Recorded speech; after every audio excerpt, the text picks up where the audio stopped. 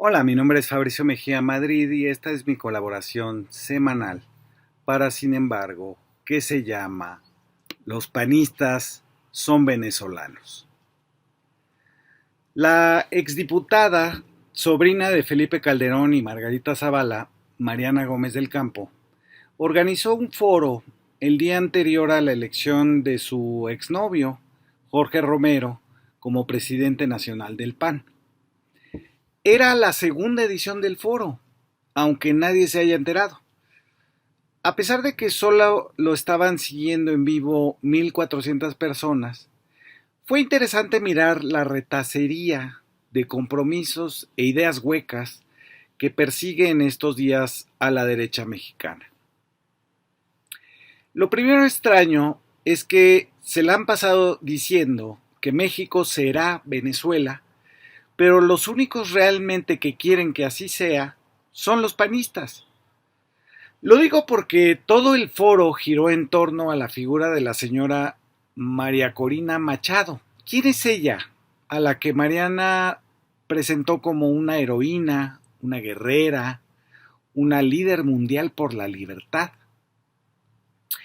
Pues es una exdiputada que promovió un golpe de Estado en su país en 2002, la violencia paramilitar en 2014 y 2017 y que pidió una intervención militar de Estados Unidos para derrocar al presidente Nicolás Maduro. María Corina Machado es parte de Diálogo Interamericano, una organización financiada por la OEA y el Banco Interamericano de Desarrollo. Pero al igual que los panistas mexicanos, es una perdedora. No pudo ganar una interna de la oposición antichavista contra Enrique Capriles, y este a su vez perdió contra Hugo Chávez por más de 1,5 millones de votos. Siguió perdiendo contra Nicolás Maduro a pesar de que contó con el apoyo del Centro Carter y que las sanciones de Estados Unidos contra el país petrolero redundaron en una escasez de alimentos. Cuando los prianistas se refieren a ser Venezuela, se refieren a la escasez, como si fuera un problema del propio modelo económico venezolano y no resultado de las sanciones estadounidenses y europeas que María Corina Machado apoyó. Esta exdiputada también estuvo detrás de las protestas violentas que dejaron 43 muertos en 2014 y el incendio de la fiscalía. Maduro terminó expulsando a 3 diplomáticos estadounidenses por su participación en la violencia política. Fue entonces que el gobierno de Venezuela la acusó a ella de traición a la patria por colaborar con los gringos en una intervención en asuntos internos. Ella también trató de expulsar a su propio país, a Venezuela, de la OEA, como se hiciera con Cuba en 1962. No lo logró. Estados Unidos, con Obama en la presidencia, ahorcó a Venezuela con 960 sanciones económicas que trajeron un empobrecimiento de los venezolanos a niveles que no se veían desde antes de Hugo Chávez. Pero la oposición siguió perdiendo. A pesar de que en 2016 ganaron la mayoría del Congreso, en vez de construir algo desde ahí, decidieron calentar con protestas violentas las calles. Después se atascaron en hacerse de un presidente propio, Juan Guaidó, y desconocer todo el proceso democrático. Donald Trump apretó las sanciones de Obama y amenazó con invadir Venezuela. La USAID gastó en la oposición 367 millones de dólares, pero perdió su inversión. Guaidó, que obtuvo el reconocimiento de Estados Unidos y de la Unión Europea, fue perdiendo apoyo interno y poco a poco, en 2021 y 2023, el externo. La oposición perdió también la mayoría que había tenido en el Congreso. En diciembre de 2022, el Wilson Center, del que Anthony Blinken, el secretario de Estado de los Estados Unidos, forma parte, decidió orillar a Maduro a negociar con la oposición. Se dejaron atrás las protestas violentas en las calles y ahora el tema fue denunciar la represión. Como María Corina estaba inhabilitada, el candidato fue un ex empleado de la CIA en Nicaragua, Edmundo González. Volvió a perder. Pero esta vez María Corina exhibió unas actas que le daban a su candidato 70% de los votos. Es como si aquí en México tomáramos en serio a Pedro Ferriz cuando dice que Xóchitl Gálvez ganó la elección presidencial. Bueno, pues todo el foro de Mariana Gómez se organizó en torno a este personaje, María Corina. Para ello se hicieron acompañar de lo que pudieron pepenar de la derecha latinoamericana, un expresidente de Costa Rica, un senador de Colombia y la ministra de Seguridad de Javier Milei en Argentina. Su nombre es Patricia Bullrich, que dijo dos mentiras de entrada. La primera fue que su país, Argentina, es el segundo país de petróleo, así dijo, aunque es el 31, después de Canadá, Arabia Saudita, la India, México, Brasil, casi todos. Dijo la segunda mentira, que fue contra la nueva redacción de la Constitución mexicana, la de la elección de jueces. Dijo: en zonas controladas por el narcotráfico se votará por jueces apoyados por el narcotráfico. Ese es el intento de control social de la población. Es algo que Acción Nacional ha repetido desde el principio de la reforma constitucional. Nunca se lo habíamos oído en Argentina, pero bueno. Según ellos, Genaro García Luna y el Cartel de Sinaloa controlan regiones enteras del país y obligan a los electores a votar por los suyos. Si los carteles de la droga fueran un partido político, se parecerían más al PAN, por las evidencias del pasado, pero eso no lo ven los propios panistas. Luego vino la diversión. El novelista Francisco Martín Moreno. De entrada se puso de tapete ante la Argentina. Dijo: con qué gusto hubiéramos disfrutado a Patricia Bullrich como presidenta de México. Tenemos una presidenta que pretende serlo, pero que en realidad está escondida detrás de las mamparas de López Obrador. Luego el novelista se preguntó: ¿qué hubiera pasado si América Latina hubiera estado gobernada por los Castros, los Maduros, los Trujillos? Me sorprendió la mención a Trujillo. Se refiere a Rafael Leónidas Trujillo, el dictador de Dominicana, el chivo de la fiesta que noveló Vargas Llosa. Moreno es tan ignorante que no sabe que Trujillo era un anticomunista impuesto por los Estados Unidos, aliado del dictador fascista Francisco Franco de España. Justo lo que es su invitada de lujo venezolana. Luego dijo que han emigrado muchos de Venezuela, Cuba y Nicaragua. Dejar fuera de la nueva migración a Haití, o peor, a los que más emigran a Estados Unidos, que son los de la India o de Filipinas, es para forzar la idea de que es por el temible comunismo que emigran las poblaciones. Moreno cree que el comunismo existe, ahora llamado populismo. Moreno también cree que López Obrador sigue siendo el presidente, porque dijo: la justicia se imparte desde los estados de ánimo del expresidente de la República que controla el poder ejecutivo y legislativo y judicial. Que sea el mismo movimiento y partido del que gobierna dos periodos presidenciales, como lo fueron Fox y Calderón, vía un fraude, no quiere decir que Martín Moreno haya dicho que Fox gobernaba a través de Calderón. Y se le olvidó que Norma Piña y sus 7 ministros todavía no renuncian. Pero Moreno nos tenía reservada una broma brillante. Dijo: escucha, yo creo que una de las grandes fragilidades es que fracasamos en la educación. En 1821, el 80% no sabía leer y escribir. Y si no sabes leer ni escribir, tampoco puedes generar recursos. Aquí se voló la barda. Imagínense los esclavos, los peones, la servidumbre del siglo XIX, que sin saber leer, generó todos los recursos del porfiriato.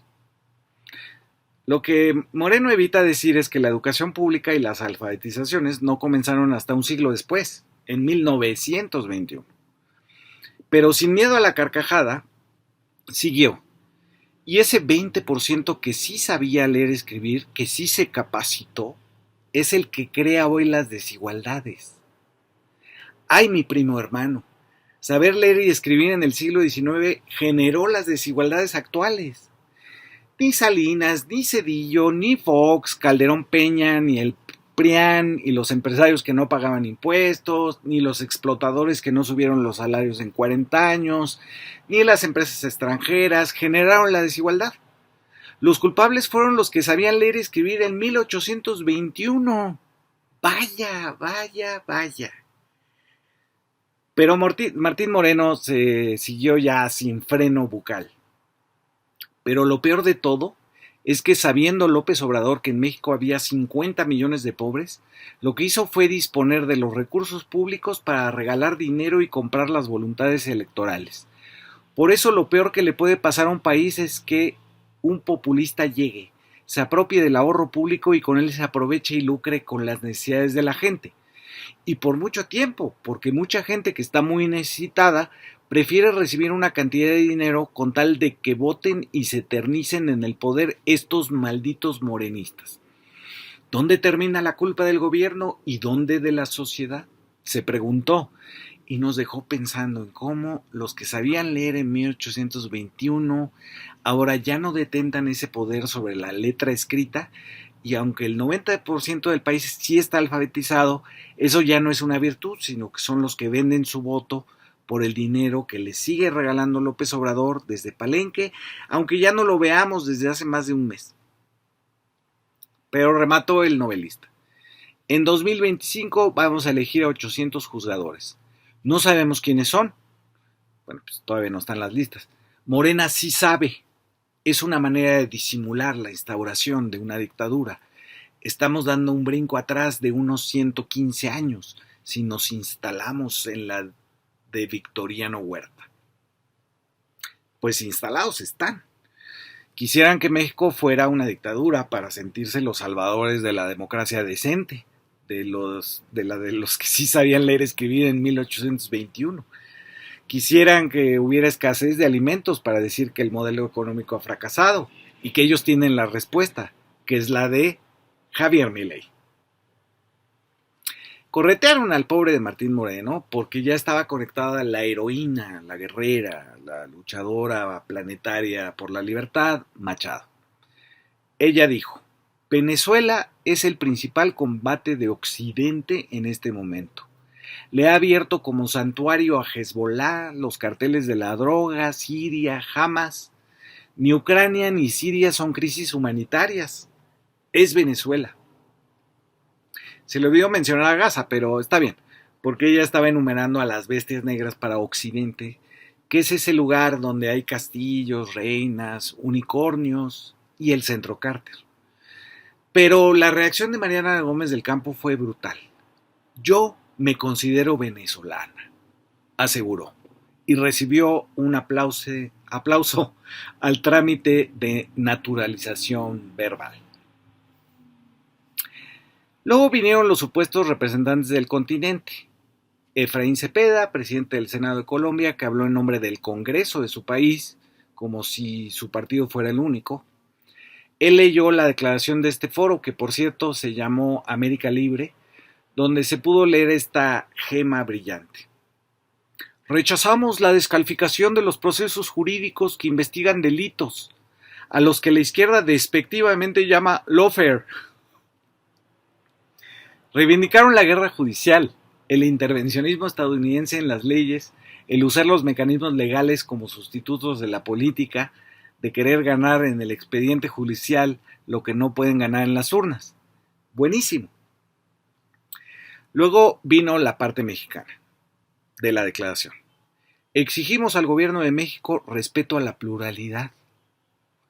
De que se respeta la pluralidad, se respeta, pero es que la oposición no obtuvo más que 16 millones de votos de los 60 millones emitidos.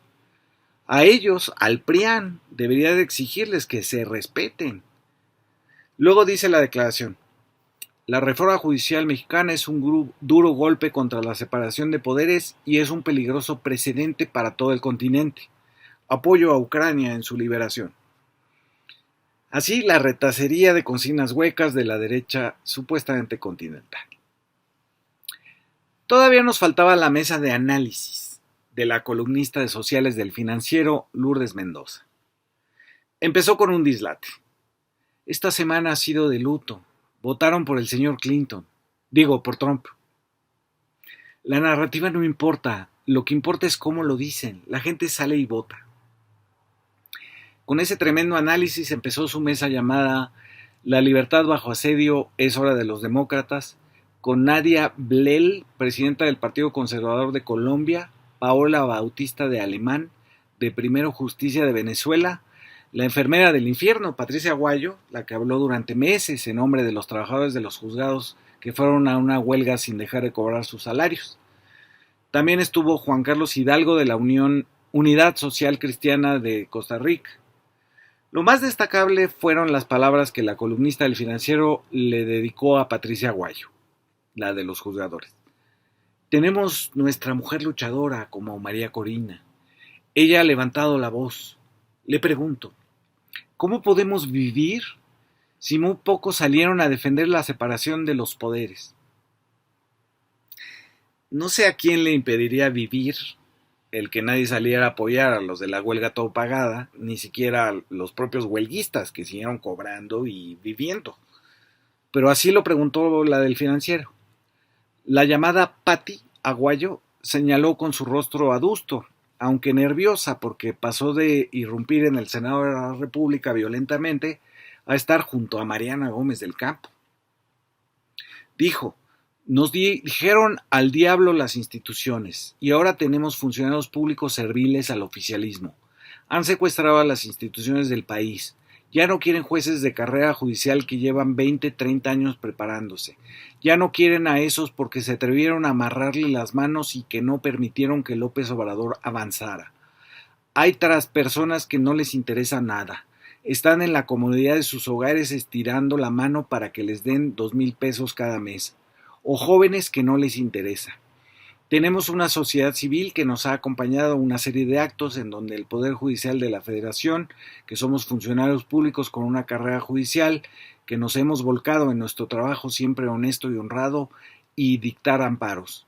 Que no sabíamos lo que era salir a la calle, alzar la voz, gritar consignas como aquella de México entiende, la dictadura está presente, porque ya la tenemos esa dictadura. Luego continuó el desvarío. Mendoza dijo, no se imaginan que en una tómbola así salieron unas pelotitas y decidieron así que jueces se iban otro año. El de Costa Rica aseguró, si Nayib Bukele se presentara en cualquier país a las elecciones arrasaría. Otra vez Lourdes Mendoza, ya compraron a todos los institutos y se dieron la supremacía constitucional, pues puede cualquiera llegar y decir, hoy quiero la pena de muerte y pasa en ese mismo instante. Ese es un poquito el problema que tenemos hoy en día. Aguayo siguió con intensidad su descalificación de los que no sabían leer y escribir en 1821. Dijo, a la gente de abajo en México no le interesa lo que pasa en las escalas políticas. No sabía que había escalas en política, pero pues bienvenidos al solfeo. Sigue Aguayo, hay que hacerlos que reaccionen. Y ahora que tomamos la Cámara de Diputados empezamos a despertar la inquietud de las personas. Sugiero acercarnos a la ciudadanía. Si ven que los ayudamos, estarán de nuestro lado. Los que viven al día, los que no leen los periódicos, resolverles sus dudas con un café y galletitas gratis. Hacer una lotería jurídica con regalos para la gente. Llevar juguetes a las personas de menos recursos para que se acerquen al Poder Judicial. Eso es lo siguiente para México. Pues no que estaba mal, según Francisco Martín Moreno, regalar cosas. Pero bueno, mientras entonaban con un cantante Jonathan, el tan enamorados de Ricardo Montaner, se volvió a conectar María Corina Machado y ese fue justo el momento en que decidí apagar la computadora. Muchas gracias por escuchar.